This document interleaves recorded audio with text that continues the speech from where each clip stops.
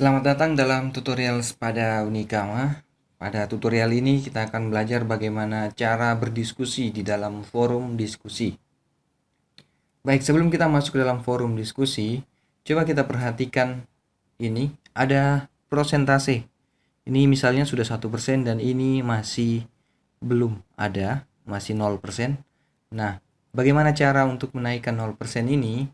Ini sebenarnya tidak digunakan sebagai penilaian dari dosen kepada mahasiswa. Persentase ini bertujuan untuk mahasiswa mengetahui sudah sejauh mana progres yang dia lakukan dalam proses perkuliahan. Baik, kita simulasikan seperti ini. Masuk ke dalam kelasnya.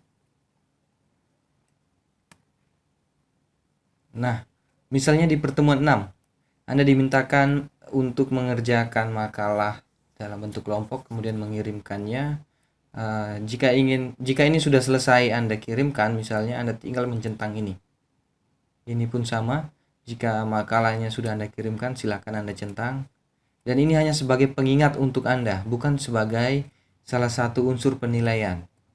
Oke, misalnya di pertemuan 7, Anda silakan membaca capaian pembelajarannya. Jika sudah selesai membaca, silakan dicentang. Begitupun dengan sub capaian pembelajaran, begitupun dengan pengantar perkuliahan.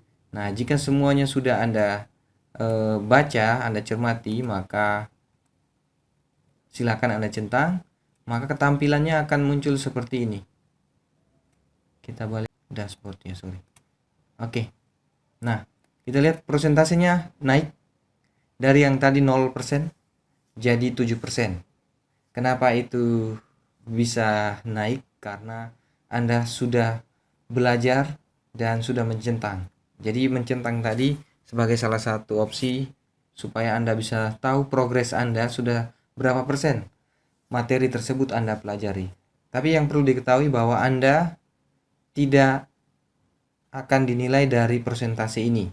Persentase ini hanya dibutuhkan agar Anda mengetahui sejauh mana proses perkuliahan Anda. Jika sudah 100%, maka semua tahapan itu sudah Anda lewati.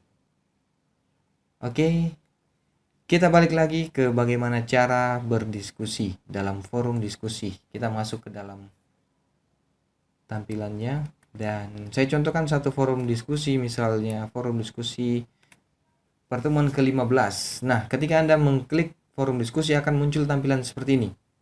Nah, yang Anda lakukan adalah bukan mengklik yang hijau ini, tapi memilih yang ini, forum diskusi pertemuan yang dibuat oleh nama dosen Anda. Nah, silakan dipilih. Oke, maka akan muncul pertanyaan diskusinya dan juga rambu-rambunya. Contoh, sejak lama Indonesia menjadi salah satu negara yang terjangkit demam K-pop dan fanatismenya pun menjalar.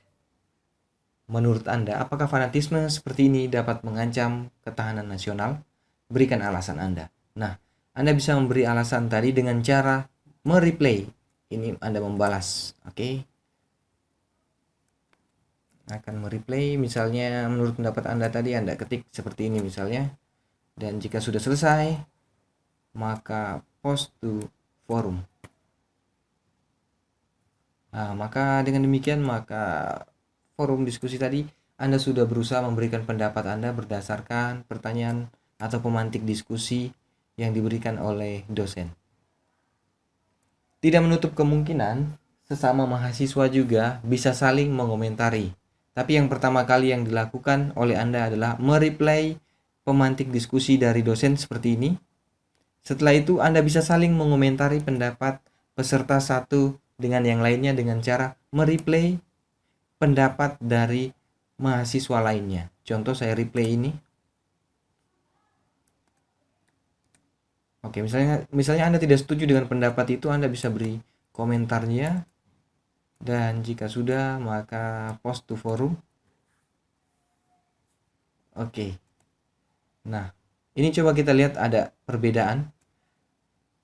Semakin masuk jaraknya, artinya forum diskusi ini sudah dilakukan oleh 3 orang dan orang yang ketiga ini dia mereplay pendapat dari mahasiswa sebelumnya.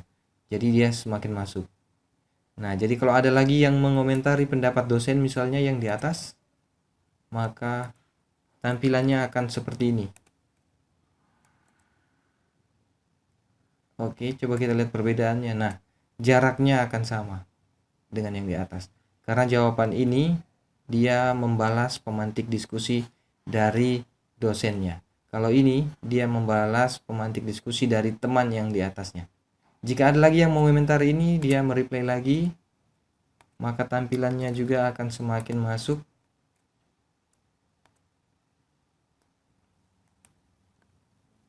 Nah, ini artinya ini forum diskusi ini dia mereplay dari pendapat temannya sebelumnya.